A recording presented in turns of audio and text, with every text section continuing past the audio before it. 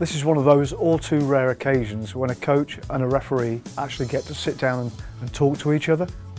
It's an opportunity to look back on the highlights of last season and look forward to next season and what might happen.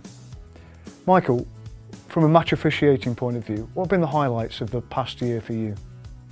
I think there are three things that I'd like to highlight, Nick. The first is the movement from the referees union point of view and the fact that they're now becoming part of the union. And they're a fully fledged CB, which is really outstanding.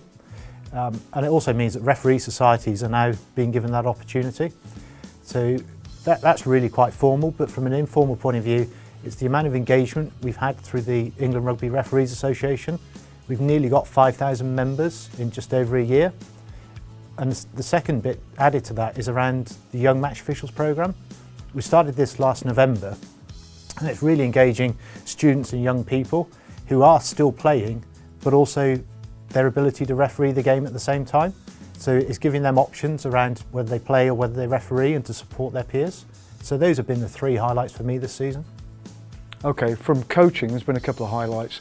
The first one, I think there's started to be a real shift in coaching behaviour towards coaching through games rather than drill-based coaching. And I think that's been driven right from the top. We've had support from Eddie Jones. He's very keen, talks a lot about players being adaptive.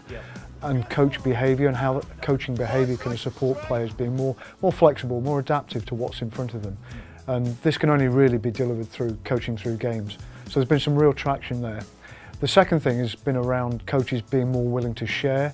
The growth in social media, Facebook, Twitter, has encouraged more sharing. And within the coaching fraternity, there's been a far greater willingness to share best practice, share opinions and discuss things. We've driven this from a central point of view, from an RFU point of view, through the England Rugby Facebook site. We've had great response to some of the game changers stuff that we've put online, averaging around 80,000 views for each one that we put on site, up to around 150,000 views. If you haven't seen the Fitball one, that's the record, and that's probably the most engaging game that we got out there. But the level of engagement from coaches and the level of sharing from coaches has been really rewarding from our point of view. Yeah, you talk about social media there, and certainly that's been a real revelation this year. And we've done a similar thing from an officiating point of view. We've introduced a video series called Whistle Stops, and again, it's just giving people tips and advice around certain aspects of the game, and the reach and the ability to share that with people who potentially we wouldn't otherwise engage with is tremendous.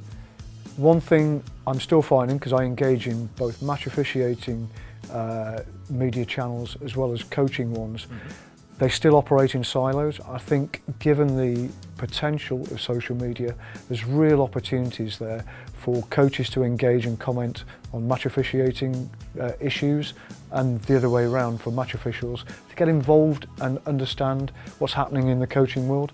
That's maybe at the moment that is possibly an opportunity missed.